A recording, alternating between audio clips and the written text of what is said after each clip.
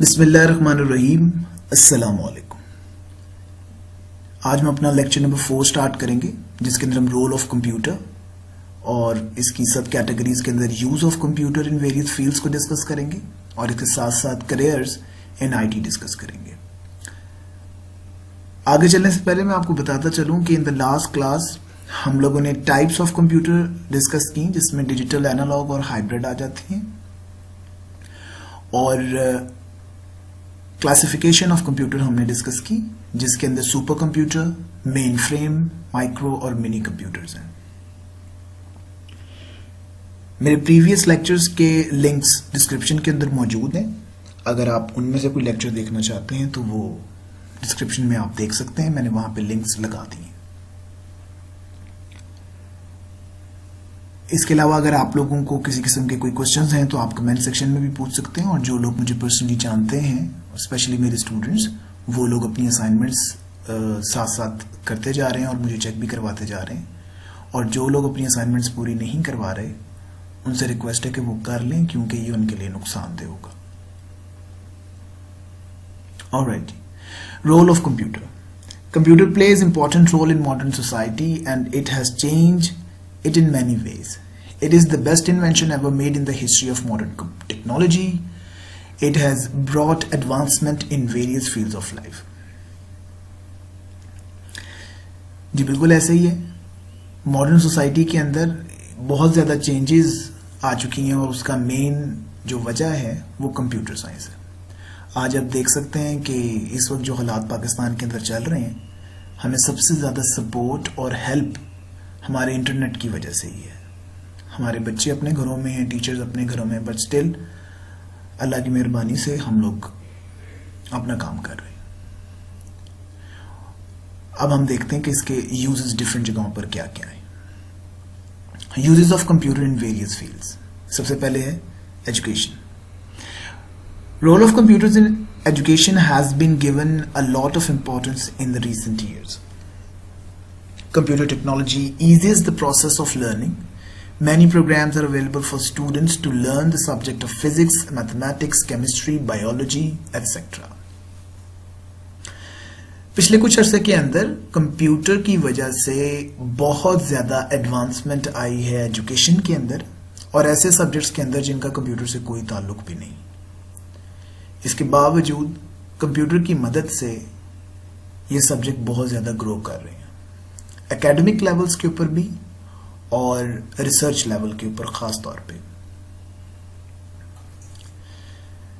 इस तरह के बहुत से सॉफ्टवेयर्स अवेलेबल हैं, ऐसी बहुत सी चीज़ें अवेलेबल हैं जिनके थ्रू हम लोग अपनी एजुकेशन को और इसके अंदर जो जो मुख्तलिफ चीज़ें हमें चाहिए होती हैं उनके अंदर ज़्यादा बेहतरी ला सकते हैं।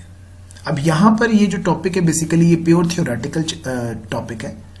यूजेस ऑफ कंप्यूटर एजुकेशन के अंदर हैं, बिजनेस के अंदर हैं, डिफेंस के अंदर हैं। आप लोगों को ऑलरेडी आइडिया होगा कि, और आप लोग इस्तेमाल कर भी रहे हैं। इसके साथ साथ इस तरह के जितने भी टॉपिक्स होते हैं, इनकी कोई लिमिट नहीं होती, आप खुद से भी इनको लिख सकते हैं। तो इनके मेन पॉइंट्स को अपने पास, अपने जहन में बिठा लें। जिस तरह आप एक एसे के अंदर चीज़ें रिकॉर्ड कर रहे होते हैं, उसी तरीके से जिस तरह आप एक एसे के अंदर मटेरियल ऐड कर रहे होते हैं, उसी तरीके से आप लोग इस तरह के थ्योरेटिकल टॉपिक्स के अंदर भी मटेरियल ऐड कर सकते हैं। पर सिर्फ ख्याल इस बात का रखना चाहिए कि आपका वो मटेरियल ठीक होना चाहिए और कोई उसको गलत ना कर सके। और आप लोगों की एज के मुताबिक और लेवल के मुताबिक आप जितना ज़्यादा बुक से रिलेट करेंगे उतना ही आपके लिए फ़ायदेमंद है। आगे चलते हैं जी। Multimedia software makes the process of learning interactive and interesting. ऐसे सॉफ्टवेयर जिसके अंदर मल्टीमीडिया इस्तेमाल होता है, लाइक ग्राफिक्स भी यूज़ हो रही हैं, ऑडियो भी है, वीडियो भी है, ऐसे सॉफ्टवेयर्स को मल्टीमीडिया सॉफ्टवेयर्स कहा जाता है। और इनकी वजह से आपका जो लर्निंग का प्रोसेस है, ये इंटरेक्टिव भी है और इंटरेस्टिंग भी है। इंटरेस्टिंग का तो आप लोगों को आइडिया होगा कि जो चीज़ दिलचस्प होती है। इंटरेक्टिव का मतलब है कि आप ना सिर्फ उसको एंजॉय कर सकते हैं, उसको सुन सकते हैं, देख सकते हैं, बल्कि अपनी फीडबैक भी दे सकते हैं। जैसे कि भी इस लेक्चर के दौरान आप जो भी इसके बारे में फील करेंगे तो आप वो कमेंट सेक्शन के अंदर बता सकते हैं। और अगर आप वीडियो चैट कर रहे हैं, ऑनलाइन वर्चुअल क्लासेस ले रहे हैं, तो क्योंकि हमारे यहाँ इंटरनेट का इशू है, otherwise virtual classroom is a better option for learning online. तो अगर आप उसमें जाते हैं तो वहां पर आप ऑन द स्पॉट इंटरेक्ट कर सकते हैं, यानी कि जिस तरह आप क्लास के अंदर इंटरेक्ट करते हैं by asking question on raising your hands, तो इसी तरीके से आप वर्चुअल क्लासरूम्स के अंदर भी कर सकते हैं। It combines, now he is telling you about multimedia. It combines text, graphics, sound and video for effective learning, ज़्यादा बेहतर तरीके से समझने के लिए। और आपने नोट किया होगा कि क्लास के अंदर भी आपके साइंस टीचर, मैथ्स टीचर्स आपको डायग्राम्स के थ्रू और आपको मुख्तलिफ चीज़ें, जितना ज़्यादा वो, इसको एविएट्स कहा जाता है, जितनी ज़्यादा एविएट्स यूज़ करते हैं उतना ज़्यादा अंडरस्टैंडिंग आपकी ज़्यादा होती है। Internet has enormous information on a wide variety of subjects. Students can refer to internet for find information on any topic. आपको पता है कि इंटरनेट के ऊपर हम किसी भी टॉपिक के बारे में, किसी भी सब्जेक्ट के बारे में इंफॉर्मेशन ले सकते हैं, तो स्टूडेंट्स इंफॉर्मेशन इंटरनेट से भी सर्च कर सकते हैं। Nowadays computers with multimedia projectors are being used in classrooms for effective teaching. और आपको पता है कि अब मल्टीमीडिया को इस्तेमाल किया जा रहा है डिफरेंट क्लासरूम्स के अंदर, ताकि एक्चुअली मल्टीमीडिया और टीवी स्क्रीन के अंदर, कंप्यूटर स्क्रीन के अंदर इतना फ़र्क नहीं होता, बट जस्ट जो मल्टीमीडिया की स्क्रीन होती है वो कंपैरेटिवली बहुत ज़्यादा बड़े साइज़ के अंदर होती है as compare to monitors, LED, LCDs. तो इसलिए इसको इस्तेमाल किया जाता है किसी भी हॉल के अंदर, क्लासरूम्स के अंदर, इसके ज़रिए जब हमारे पास number of people, number of students ज़्यादा हो जाते हैं तो वहाँ पर हम मल्टीमीडिया इस्तेमाल कर लेते हैं। All the activities related to examinations are also being controlled using computers. इसी तरीके से जो आपके रिजल्ट्स बनते हैं, जो भी रिजल्ट बनाए जाते हैं, वो भी ऑनलाइन और कंप्यूटर की मदद से, डिफरेंट सॉफ्टवेयर की मदद से कंट्रोल किए जाते हैं, ताकि उनकी गलतियों को मिनिमाइज किया जा सके और वो डाटा सेव किया जा सके। उसका डाटा रिट्रीवल भी बहुत ज़्यादा आसान होता है। Therefore, it plays an important role in education. Today, computer education is a part of curricula from elementary to university level. Use of computer in education is shown in the figure 119. और अब पहले तो ये एक optional subject होता था, अभी almost compulsory होता जा रहा है। आपको पता है कि आपकी क्लास 4-5 से लेकर ये क्लास 8 तक आता है, और 8 के बाद 9th और 10th में ये इलेक्टिव हो जाता है, और उसके बाद आप इसके अंदर मास्टर्स, एमफिल और पीएचडी और पोस्ट डॉक्टरेट तक कर सकते हैं। मूविंग ऑनवर्ड, नेक्स्ट आता जी हमारे पास business. Computers are used in all types of businesses as shown in the figure. ये एक इन्होंने एग्जांपल दी हुई है स्टॉक एक्सचेंज की। आई डोंट थिंक कि आप लोगों को इसका आइडिया होगा, but the main thing is to improve productivity. कोई भी काम आप कर रहे हैं, उस काम के अंदर जो आपकी मेन प्रोडक्ट है, अगर आप उसको किसी तरीके से बढ़ा लेते हैं तो you are increasing your productivity. Like for example, अगर एक छोटी सी फैक्ट्री है, ब्रेड की फैक्ट्री है, और वो 1 घंटे के अंदर 50 ब्रेड के पैकेट्स बनाते हैं, और अगर कोई इसमें इस तरह की इम्प्रूवमेंट की जाए कि वो 1 घंटे के अंदर 55 या 60 पैकेट्स बनाना शुरू करते हैं, तो एक्चुअली यू आर इम्प्रूविंग और इंक्रीजिंग इट्स प्रोडक्टिविटी। तो बहुत सी ऐसी जगहें जहां जिनको मैनुअली हैंडल किया जा रहा है, और मैनुअली जब कोई काम किया जाता है तो ऑब्वियसली ह्यूमंस टेक टाइम और they can also make mistakes, तो उनकी जगह अगर कंप्यूटर को रिप्लेस किया जाएगा तो प्रोडक्टिविटी इंक्रीज हो जाएगी। They help in running businesses activities efficiently. Again, productivity और एफिशिएंसी ये दोनों आपस में एक दूसरे के साथ रिलेट करते हैं। एफिशिएंसी का मतलब ये मैंने आई गेस अपने फर्स्ट लेक्चर या सेकंड लेक्चर में ये डिस्कस हुआ है। एफिशिएंसी मींस के आप जो भी काम कर रहे हैं, आप मिनिमम रिसोर्सेज को इस्तेमाल करते हैं, ठीक है, और काम को स्पीडली भी करते हैं और ज्यादा अच्छे तरीके से करते हैं। यस, मैंने आप लोगों को ये जनरेशंस पढ़ाते हुए एफिशिएंसी का आइडिया दे चुका। They are used to prepare business documents, reports, charts, presentations, invoices, etc. These are just some very common examples of computer. कि ये documents, reports, charts वगैरह, presentations वगैरह देने के लिए बनाए जाते हैं। ये इससे कई ज्यादा अब इस्तेमाल हो रहे हैं बिजनेस के अंदर। They have help in staying in contact with employees and customers. आप ना सिर्फ जिनके साथ काम कर रहे हैं, जिनसे मिलकर काम कर रहे हैं, एम्प्लॉइज जो आपके मुलाजिम हैं, उनके साथ इन कांटेक्ट कर सकते हैं, बल्कि अपने तमाम कस्टमर्स के साथ भी कांटेक्ट में रह सकते हैं. The following are some important business areas where computers are used. Now over here I want you to make a little assignment. आपने मुझे कोई सी ऐसी 5 फील्ड्स बतानी है दुनिया के अंदर जहां पर कंप्यूटर इस्तेमाल नहीं होता या नहीं हो सकता, बल्कि जहां नहीं हो सकता ये ज्यादा बेहतर है. You have to name only 5 such places, 5 such field और areas where computers can not be used. जी, तो इसके अंदर आ जाते हैं. Computer technology has revolutionised the banking business. इसने टोटली बैंकिंग बिजनेस को एकदम चेंज करके रख दिया है. Deposits, withdrawals are instantly logged into a customer's account. Accurate monthly bank statements are generated with the help of computer. Computer networks allow amount of bill to be transferred from customer's bank account to the store. People can obtain cash anytime, anywhere through automated teller machines, ATMs. अब अगर आपको पता है कि सबसे important चीज हमारे इर्द गिर्द जिसको सबसे ज्यादा वैल्यू दी जा रही होती है, वो एक अलग बहस है कि उसकी वैल्यू है या नहीं है, तो वो है जी पैसे. तो पैसों को रखने के लिए और इसका हिसाब किताब रखने के लिए इस सारे का सारा बैंकिंग सिस्टम आपस में कनेक्टेड होता है. अब जब कंप्यूटर नहीं था तो ये लोग कैसे काम करते होंगे. अभी तो एक बैंक के अंदर अगर कोई बंदा ट्रांजैक्शन करता है तो वो ट्रांजैक्शन पूरी दुनिया के अंदर जितनी भी उसके अंदर ब्रांचेस हैं सबके अंदर अपडेट हो जाता है और बता दिया जाता है कि इसके अकाउंट के अंदर इनका इतना इंक्रीमेंट हो गया, ये इतना डिक्रीमेंट हो चुका हुआ है. तो लिहाजा सारे इक्वली चल रहे होते हैं, सिंक्रोनाइज्ड होके चल रहे होते हैं. और इसके अलावा उनकी बैंक स्टेटमेंट्स, हर चीज जो है वो ऑटोमेटेड होती है और ये मैनुअली हैंडल नहीं की जा रही होती है और इसके गलती के चांसेस बिल्कुल भी नहीं होते. और उसके अलावा आप कहीं पर से भी बिल जमा करवा सकते हैं. इसके साथ साथ आप कहीं भी, आपको अपने साथ पैसे लेकर फिरने की कोई जरूरत नहीं है.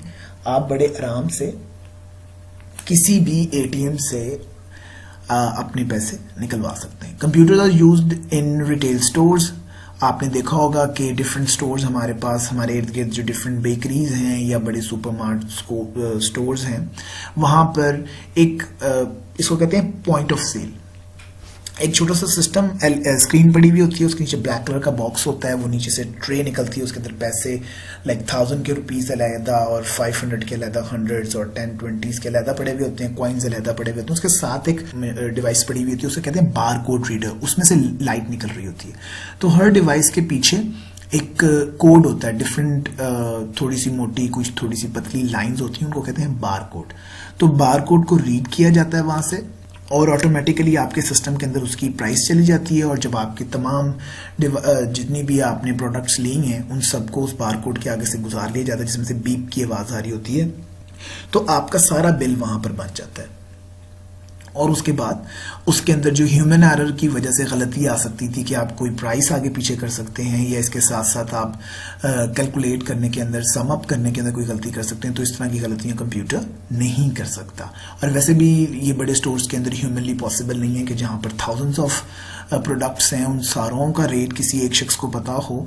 और इसके साथ साथ ना सिर्फ उस बारकोड के अंदर इनकी प्राइस हिडन होती है, बल्कि इसके साथ साथ उनकी कंपनी, उसकी मैन्युफैक्चरिंग डेट, एक्सपायरी डेट और वो किस किस चीज़ों से मिलकर बनता है, इंग्रेडिएंट्स वगैरह, each and everything is hidden in that code. और आप अपनी मर्जी से उसमें से कोई सा भी कंप्यूटर सॉफ्टवेयर के थ्रू चीज़ें पिक कर सकते हैं. तो लिहाजा रिटेल स्टोर्स के ऊपर भी ये बहुत ज़्यादा इस्तेमाल हो रहा है. और आप अंदाज़ा लगा सकते हैं कि अगर मैनुअली वहाँ पर काम हो रहा था तो वो कितनी स्पीड से होता है और यहाँ पर ये कितना ज़्यादा जल्दी ये काम, सारा मामला हो जाता है. इलेक्ट्रॉनिक कॉमर्स या ई कॉमर्स जिसको कहा जाता है, ये बेसिकली ये होता है कि आप ऑनलाइन सर्विसेज या प्रोडक्ट्स जो है वो ले रहे होते हैं. जैसे यहाँ पे लिखा हुआ है electronic commerce also known as e commerce allow to sell products and services by means of computer network such as internet. आप इंटरनेट को इस्तेमाल करते हुए, राइट, फॉर एग्जांपल दराज है या OLX है, इस तरह और बहुत सी वेबसाइट्स अवेलेबल हैं जिसके ऊपर जाकर आप ई शॉपिंग कर सकते हैं, ऑनलाइन शॉपिंग कर सकते हैं. और इसको आप ई कॉमर्स कह रहे होते हैं कि आपकी सेलिंग और बाइंग जो है वो ऑनलाइन हो रही होती है. Computers are very helpful in running many other types of businesses that includes hotels, hospitals, schools, travel agencies, real estate, stock exchange, etc. अब ये भी सारे एक तरह से businesses हैं जिसके अंदर hotels हैं, ऑनलाइन बुकिंग करवाई जा सकती है. हॉस्पिटल के अंदर कस्टमर नहीं कहते हॉस्पिटल में, पेशेंट्स जो हैं, पेशेंट्स का सारा डाटा, कौन कितना बीमार था, क्या क्या मेडिसिन लेते रहे हैं, किस किस डॉक्टर के पास जाते रहे, ये सारी डिटेल्स ऑनलाइन आप उनकी रख सकते हैं. रियल एस्टेट का भी इसी तरीके से रखा जाता है कि आप अपनी जो लैंड्स हैं या घर हैं वो आप ऑनलाइन सेल कर रहे हैं, परचेज कर रहे हैं. ट्रैवल एजेंसीज आप ऑनलाइन बुकिंग करवा सकते हैं, वो आपके अपनी तमाम चीज़ें ऑनलाइन शेयर कर सकते हैं. स्टॉक एक्सचेंज के अंदर आप शेयर्स खरीदते हैं डिफरेंट कंपनीज के और ऑनलाइन सेल करते हैं, ऑनलाइन परचेज कर रहे होते हैं. तो ये सारी चीज़ें कंप्यूटर के आने से बहुत ज़्यादा आसान हो गई हैं. The next field where computer is बहुत ज़्यादा इस्तेमाल किया जा रहा है, most excessively used, is defence. There are various applications of computer technology in defense. Computers are used in tanks, planes, ships to target enemy forces. They help in tracking missiles and destroying them. यानी कि ना सिर्फ आप missile फेंकने के लिए computer इस्तेमाल कर रहे हैं, बल्कि जो मिसाइल आपकी तरफ चलाए गए हैं आप उनको ट्रैक करके उनको अपने तक पहुंचने से पहले हवा में तबाह कर सकते हैं. तो आप सोच सकते हैं कि किस कदर मेहनत और किस कदर कॉम्प्लेक्स किस्म के सिस्टम्स होंगे.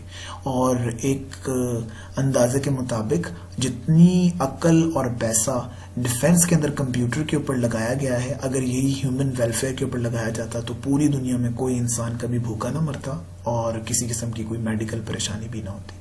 और इसकी सबसे बड़ी एग्जांपल इस वक्त हमारी सिचुएशन है कि हमारे हॉस्पिटल के अंदर सामान पूरा नहीं है, जबकि तमाम दुनिया के तमाम बॉर्डर्स के ऊपर हमारे फौजी जो हैं वो असले से लैस हैं और जो इस वक्त बिल्कुल ही यूजलेस हैं. They help in tracking missiles and destroying them. Modern defense weapons and other equipment are controlled by computers. जैसे इसके अंदर सबसे बड़ी मिसाल एक ड्रोन्स की है कि ड्रोन जो है वो बेसिकली एक फुल फ्लेज फाइटिंग जेट होता है, पर जिसके अंदर आपका पायलट नहीं होता और वो पायलट अपने हेडक्वार्टर से बैठकर उस जहाज को सिर्फ रिमोट कंट्रोल कर रहा होता है, जैसे एक वीडियो गेम होती है. Computers are used for designing and testing of weapons. Computers इनको डिजाइन करने के लिए भी और बाद में इसको टेस्ट करने के लिए भी वेपन्स को कंप्यूटर इस्तेमाल होते हैं. Computers are also used in communication system in defence.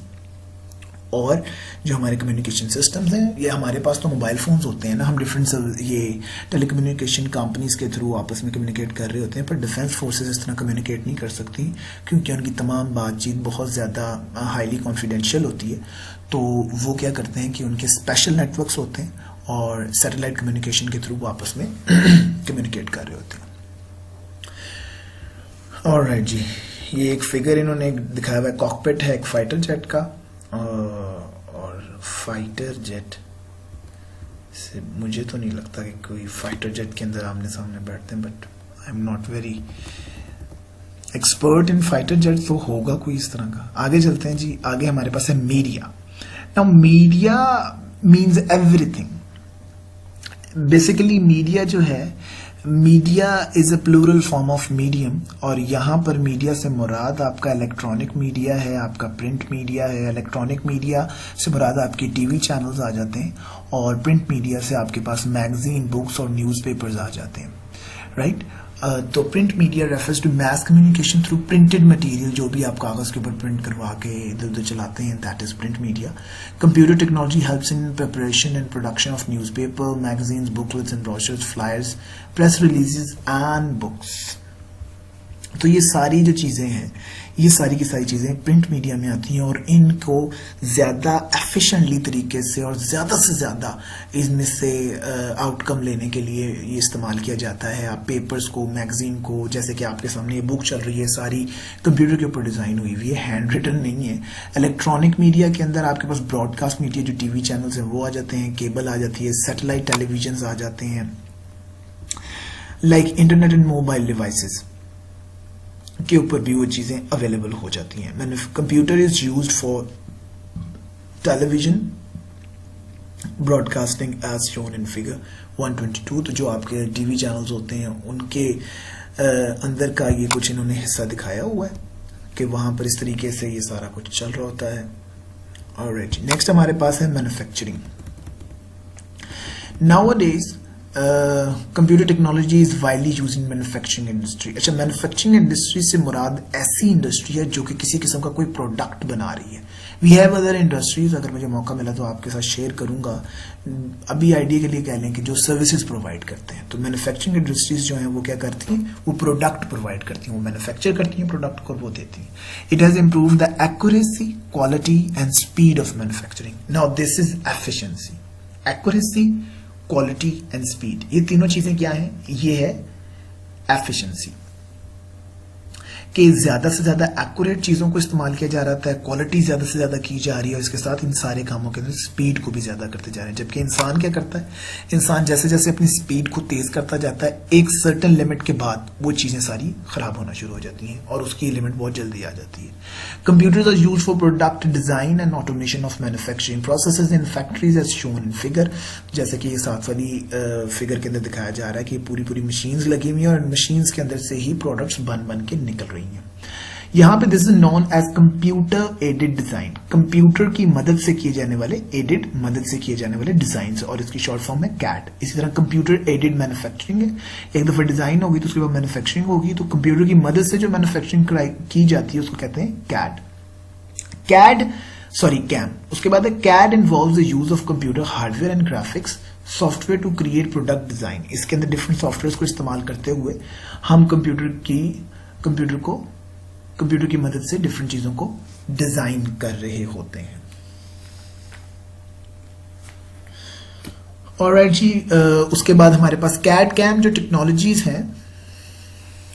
Cam involves the use of computer in planning and management of production operations. जबकि कंप्यूटर एडेड मैन्युफैक्चरिंग जो होती है उसके अंदर हम प्लान कर लेते हैं कंप्यूटर की मदद के साथ और मैनेज करते हैं उसके टोटल प्रोडक्शन ऑपरेशन को कि शुरू से लेकर एंड तक उसको किस तरीके से चलाना है। It helps in automatically producing finished products. ऐसी प्रोडक्ट, मतलब एक आपके पास ऐसी प्रोडक्ट भी हो सकती है जो कंप्लीटली फिनिश्ड नहीं है, कंप्यूटर की मदद से आप उसको कंप्लीटली फिनिश नहीं कर रहे, पर यहां पर हम अपने कंप्यूटर की मदद से ऐसी प्रोडक्ट्स भी बना सकते हैं जो कि 100% कंप्लीट होती है और उसमें किसी किस्म की भी मैन इंटरवेंशन नहीं होती। CAD CAM technology has been applied in many industries including automobiles, electronics, machine components, textiles, fashion, etc. Alright, now we are moving towards our next main topic, that is careers in information technology. कि जो लोग computer पढ़ते हैं वो किस किस तरह की जॉब कर सकते हैं। Information technology (IT) refers to anything related to computing technology, such as networking, hardware, software, the internet, or the people that work with these technologies.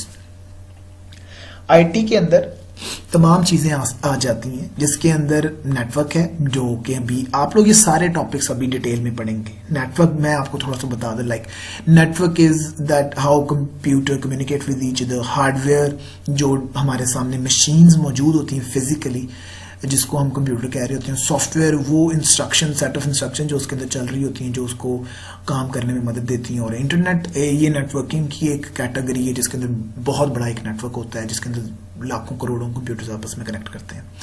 और द पीपल, और वो तमाम लोग जो कि इस तरह की कोई भी टेक्नोलॉजी को यूज कर रहे होते हैं। Many companies now have IT departments for managing the computers, networks and other technical areas of their businesses. अक्सर कंपनीज के अंदर उन्होंने बाकायदा अपने डिपार्टमेंट्स बना दिए, क्योंकि हर डिपार्टमेंट के अंदर हर ऑफिसर अपनी अपनी जगह के ऊपर किसी न किसी इस तरह की डिवाइस को, कंप्यूटिंग चीज को इस्तेमाल कर रहा होता है।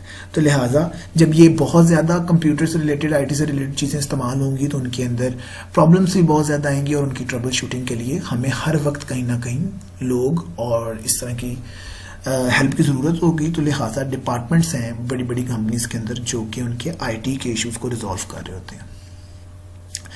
अगर हर कंपनी के अंदर इस तरह के डिपार्टमेंट होंगे तो many jobs are offered in these departments, a few are discussed as below. तो लिहाजा अगर डिपार्टमेंट्स हैं तो वहां पर जॉब्स भी बहुत ज्यादा आ रही होती हैं। सबसे पहले जो मेन जॉब आ रही है आपकी IT से रिलेटेड आती है, that is software engineering. Software engineer is a highly skilled person in the field of IT whose responsibilities involves in the analysis, design, implementation and maintenance of computer software. Software engineer, तो लिहाजा ये कोई ऐसा शख्स होगा जो software बनाता होगा, सॉफ्टवेयर को ठीक करता होगा और सॉफ्टवेयर से रिलेट रहता है ज्यादातर। ये कंप्यूटर खराब हुए हुए कंप्यूटर नहीं ठीक करता, ये उसके अंदर मौजूद सॉफ्टवेयर के साथ डील कर रहा होता है। There is a very big difference between hardware engineer and software engineer. तो ये चीज यहां पे क्लियर होनी चाहिए। अभी आपको हार्डवेयर इंजीनियर के बारे में भी बताते हैं। Software engineer can be further classified, ये एक हाईली स्किल्ड पर्सन होता है, राइट और इसकी रिस्पॉन्सिबिलिटीज के अंदर किसी भी सॉफ्टवेयर को एनालिसिस करना कि ये सॉफ्टवेयर कैसा बनाया गया है या यहाँ पर किस तरह का सॉफ्टवेयर बनेगा, फिर उसको जब एनालाइज कर लिया जाएगा प्रॉब्लम को तो उसका डिजाइन बनाना, डिजाइन बनाने के बाद उसको प्रॉपरली उस जगह के ऊपर अप्लाई करना, डिप्लॉय करना और बाद में जो उसके अंदर इश्यूज आए उनको हैंडल करना मेंटेनेंस ऑफ सॉफ्टवेयर कहलाता है। सॉफ्टवेयर इंजीनियर को फर्दर क्लासिफाई किया जा सकता है प्रोग्रामर में और सिस्टम एनालिस्ट में। प्रोग्रामर जो होता है वो बेसिकली ऐसा कोई शख्स होता है जो कि सॉफ्टवेयर बनाता है, जो कि कोडिंग करता है। Computer programmers are IT professional who have extensive knowledge and expertise in programming languages. उनको डिफरेंट लैंग्वेजेस के ऊपर, प्रोग्रामिंग लैंग्वेजेस के ऊपर जिनकी मदद से कोई सॉफ्टवेयर बनाया जाता है, उसके ऊपर एक फुल फ्लेज कमांड होती है उनको। और computer programmers write programs to solve problems related with business, education, engineering, government offices, hospitals, entertainment etcetera. तो जिस तरह की भी उनके पास टॉपिक होता है उससे रिलेटेड वो प्रोग्राम बनाते हैं। खैर अभी ये सारी बातें बहुत ज़्यादा ब्रॉडर फील्ड के अंदर हो रही हैं, इनकी डिटेल्स के अंदर जाएंगे तो प्रोग्रामर के अंदर भी बहुत ज़्यादा कैटेगरीज निकल आएंगी। जैसे अगर हम डॉक्टर की बात करें तो आई स्पेशलिस्ट अलहदा होता है, सर्जन अलहदा होते हैं, ऑर्थोपेडिक अलहदा होते हैं, तो इसी तरीके से ये भी बहुत ब्रॉड टर्म है। System analyst analyses the data processing requirements of organisation and develop information systems to implement them. ये बेसिकली पहले सिस्टम को एनालाइज करते हैं कि ये सिस्टम किस तरह का है और उसमें क्या क्या चीज़ों की ज़रूरत होगी और किस कदर किस लेवल का सॉफ्टवेयर इनको रिक्वायर होगा और किस तरह का हार्डवेयर इनको रिक्वायर होगा, और फिर वो सारी चीज़ें इन्वेस्टिगेट करने के बाद एक फिजिबिलिटी रिपोर्ट बनाते हैं और उसके बाद वो ये बताते हैं कि यहाँ सॉफ्टवेयर किस तरह का बनेगा, बन सकता है, नहीं बन सकता, क्या क्या चीज़ें कर सकता है सॉफ्टवेयर आज की टेक्नोलॉजी के मुताबिक और क्या क्या नहीं हो सकता, और क्या फ़ायदा होगा, क्या नुकसान होगा, ये सारा कुछ एनालाइज करते हैं। That's why his name is system analyst. उसके बाद आ जाते हैं इसी के अंदर फर्दर दो लोग आ रहे हैं आगे फर्दर कैटेगरीज के अंदर। हार्डवेयर इंजीनियर, जैसे मैंने आपको बताया था सॉफ्टवेयर इंजीनियर होता है, उसका ताल्लुक सिर्फ और सिर्फ आपके प्रोग्राम्स के साथ होता है, उसका मशीनरी के साथ ऐसा कोई रिलेशन नहीं होता। पर हार्डवेयर इंजीनियर का सॉफ्टवेयर के साथ थोड़ा सा ताल्लुक होता है, पर ज्यादातर उसका डिवाइस के साथ ताल्लुक होता है। Hardware engineers design and manufacture computer hardware. ठीक है, अब आपको कंप्यूटर हार्डवेयर का पता होना चाहिए, लाइक कोई भी ऐसी चीज कंप्यूटर के अंदर इनपुट आउटपुट और सिस्टम यूनिट से रिलेटेड दैट इज टेंजिबल, जिसको टच किया जा सकता है। This is a very basic definition for hardware. Their work also involves repair and maintenance of computer hardware. They have in-depth knowledge of internal working of computers, processors, circuit boards and other electronic components. Now you have to be very careful. यहाँ पर इससे हरगिज मुराद नहीं है कि जो आपके गली मोहल्लों के अंदर कंप्यूटर को ठीक करने वाले लोग बैठे हुए वो हार्डवेयर इंजीनियर हैं, नहीं। जैसे आपके पास एक ऑटो इंजीनियर होता है जो कि गाड़ियां डिज़ाइन करते हैं और गाड़ियां बनाते हैं, उसमें और आपके मोहल्ले के अंदर मौजूद मैकेनिक में बड़ा फ़र्क होता है। उनको इन डेप्थ उसकी फ़िज़िक्स का और उसकी इलेक्ट्रिकल इंजीनियरिंग का और इन सारी चीज़ों का, मैकेनिकल इंजीनियरिंग का आइडिया होता है और उनको पता होता है चीज़ें काम कैसे करती हैं और सारा कुछ। जबकि जो मैकेनिक है उसका ताल्लुक सिर्फ चीज़ों को चलाने से होता है। कोई गॉड गिफ्टेड बंदा हो जिसको थोड़ा बहुत इन चीज़ों का आइडिया हो तो हो, वरना वो बिल्कुल इस मामले के अंदर जाहिल होते हैं और उन्होंने सिर्फ स्पेयर पार्ट्स को चेंज करना होता है और नट्स जो हैं वो स्क्रू टाइट करने होते हैं, दैट्स इट। तो इसी तरीके से हार्डवेयर इंजीनियर एक ऐसा शख्स होता है जिसको यहाँ पर ज़्यादातर जो हार्डवेयर इंजीनियर हैं वो लाइक 80% इलेक्ट्रिकल इंजीनियर्स होते हैं और वो जानते हैं कि ये चीज़ें किस तरीके से बनाई जाती हैं या बनाई जा सकती हैं, और इसके लिए आपको बहुत ज़्यादा पढ़ना पड़ता है। विच इन्वॉल्व्स लाइक कंप्यूटर के अंदर प्रोसेसर है, सर्किट बोर्ड है और इलेक्ट्रॉनिक इक्विपमेंट, हर चीज इसके अंदर आ जाती है. Then we have network administrator. Administrator कहते हैं जो कि चीजों को ठीक लेकर चल रहा होता है. एडमिनिस्ट्रेटर क्रिएट करता है, डिलीट करता है, सब कुछ एक नेटवर्क को हैंडल कर रहा होता है, उसका एडमिन होता है.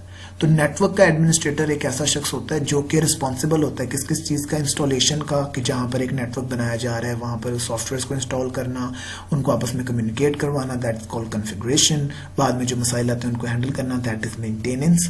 और इसी तरीके से पूरी ऑर्गेनाइजेशन को वो साथ लेके चल रहा होता है. They are in charge of, ये एक ही वर्ड है, इन चार्ज.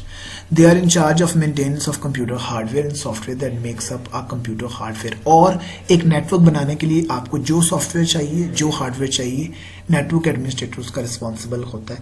लाइक आपको राउटर चाहिए, आपको वायरलेस राउटर चाहिए, आपको केबल चाहिए, आपको नेटवर्क कार्ड आपके सिस्टम के अंदर चाहिए, ये सारी की सारी चीज़ों का रिस्पॉन्सिबल आपका नेटवर्क एडमिनिस्ट्रेटर होगा.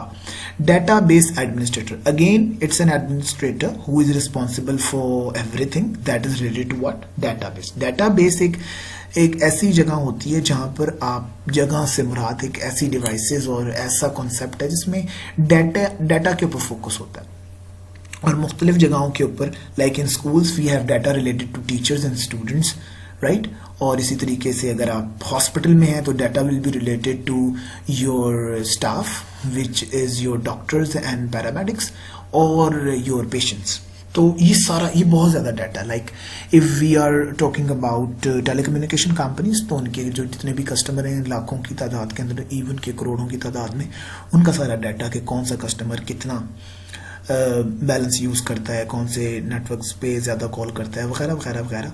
तो देयर आर ह्यूज डाटास और उनको हैंडल करना ये बहुत ही कॉम्प्लेक्स किस्म की जॉब है और हर बंदा नहीं कर सकता. इससे रिलेटेड तमाम डिवाइसेस, तमाम सॉफ्टवेयर्स, उसका रिस्पॉन्सिबल आपका डेटाबेस एडमिनिस्ट्रेटर होता है.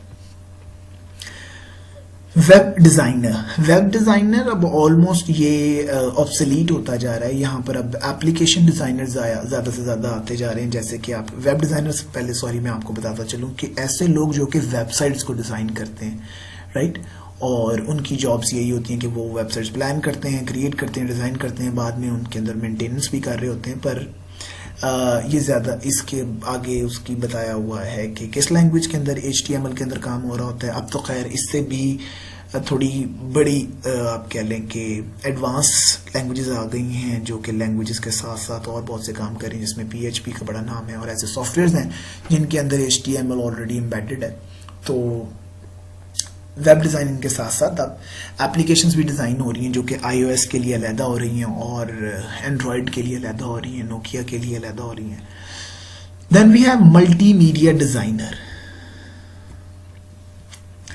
Multimedia designers are people who organize and present information in an easy to understand and attractive manner. ऐसा शख्स जो कि कोई भी किसी किस्म की इंफॉर्मेशन दूसरों तक पहुंचाए और उसको पहुंचाने के अंदर इस तरह की टेक्निक्स को इस्तेमाल करे कि समझने वाले को वो बहुत ज्यादा आसान और अच्छा लगे. The combination of text, graphics, animation, audio and video, ये सारा कुछ आपको मल्टीमीडिया कहला रहा होता है. तो इसको जो लोग इन सारी चीजों के ऊपर काम करते हैं वो हुए मल्टीमीडिया डिजाइनर, जो कि डिजिटल इमेजेस को बनाते हैं, अरेंज देम करते हैं, sequence for animation. Now animation is a different concept जिसके अंदर खुद से बनाई गई चीज़ों को एक ऐसे पैटर्न में रखा जाता है, जब तेजी से गुजारा जाता है तो हमें वो मूव करते हुए नजर आ रहे होते हैं, तो उसको हम एनिमेशन कहते हैं.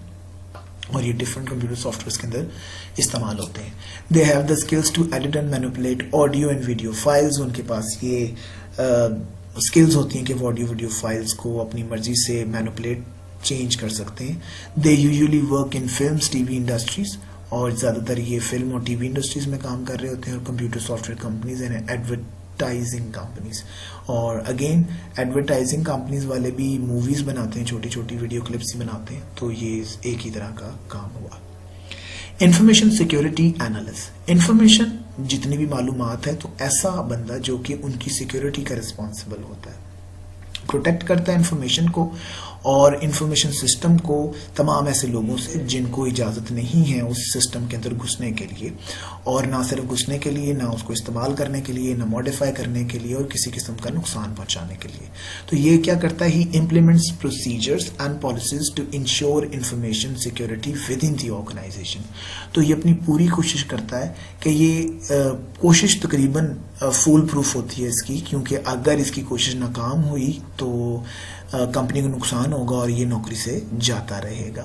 और ये रिस्पॉन्सिबल होता है इस तरह की पॉलिसीज जो है वो नेटवर्क के ऊपर और डेटाबेस के ऊपर लगाए कि कोई भी अनऑथराइज्ड बंदा उसको एक्सेस ना कर सके। और सबसे एंड के अंदर सबसे इम्पोर्टेंट और सबसे अच्छा कंप्यूटर टीचर। ऑलराइट जी, कंप्यूटर टीचर क्या करता है आप सबको पता है, जो इस वक्त मैं कर रहा हूँ वो ही करता है जो एक कंप्यूटर टीचर करता है। और यहाँ पर एक लफ्ज आ रहा है जी, computer teacher teachers the subject of computer science to students to make them computer literate.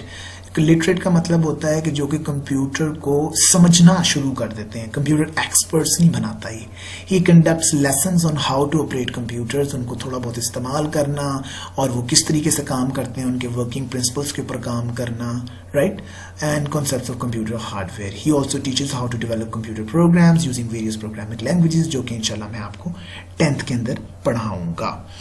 Alright जी, आज के इस लेक्चर के अंदर एक सवाल मैं पहले आपको बता चुका हूं, दूसरा सवाल कॉमन क्वेश्चन है हम मेरे तमाम टॉपिक्स के लिए कि you have to learn all these concepts, all these topics, और आपने ये याद करके अंडरलाइन करना है। Don't forget to underline main points और keep posting me the assignments. अपना ख्याल रखिएगा। अल्लाह हाफिज।